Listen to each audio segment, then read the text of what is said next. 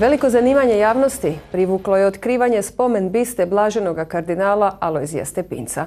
Osijek je time postao jedan od prvih gradova u Hrvatskoj koji se na ovaj način zahvaljuje blaženiku za očuvanje opstojnosti hrvatskog naroda.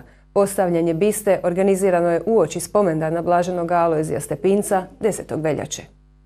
Osijek je jedan od prvih hrvatskih gradova u kojemu je postavljena bista blaženog Alojzija Stepinca. Bista je postavljena na križanju Stepinčeve i Vukovarske ulice u koordinaciji organizacije neprofitne humanitarne udruge Auxilium. Mislim da sam ispunio prije svega želju velikog broja Hrvata i odali smo počast uistinu, po mom sudu, jednom svecu.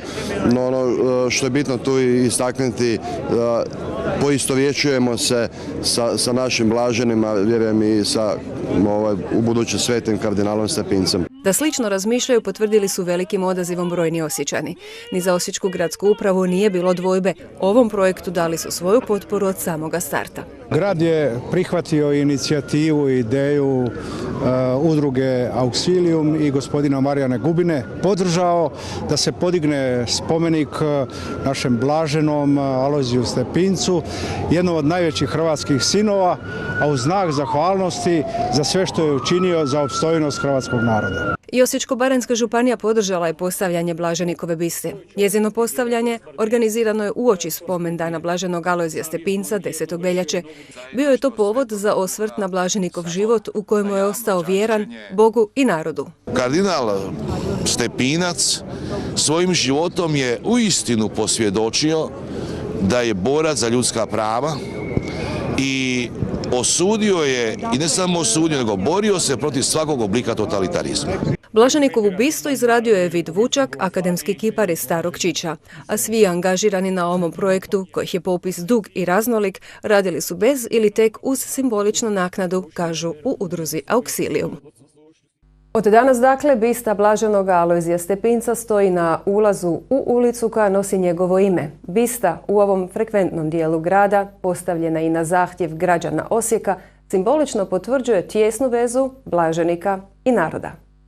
Jedna od najljepših ulica u gradu Osijeku, koja dijeli, ali i spaja gradske četvrti Tvrđu i Gornji grad, dobila je ljepšu vizuru. Na križanju Vukovarske ulice kardinala Alojzija Stepinca postavljena je bista blaženog kardinala, jer kako nam tvrdi inicijator cijele priče, upravo je to bila volja građana grada Osijeka. Struka je predložila 3 lokacije, Rondel, park preko puta nas i ovu lokaciju ovdje. Ja osobno sam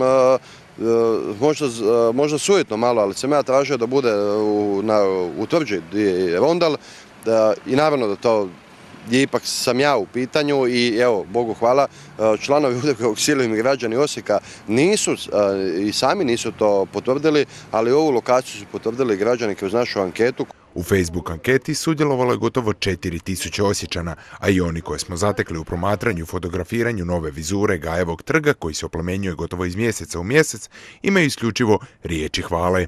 Sasvim je u redu ako je to Stepinčeva ulica. Borio se za Hrvatsku, znači borio se i za Vukovar, jel tako?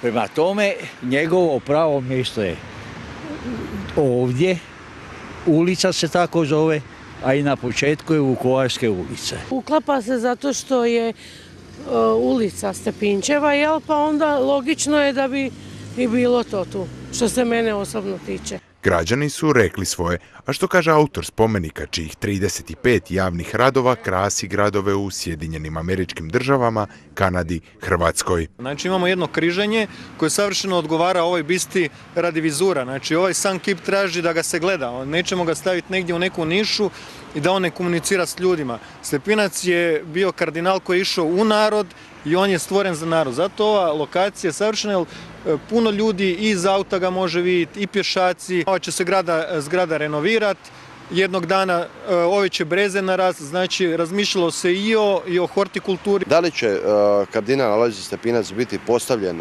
u ulici A ili ulici B, manje je bitno.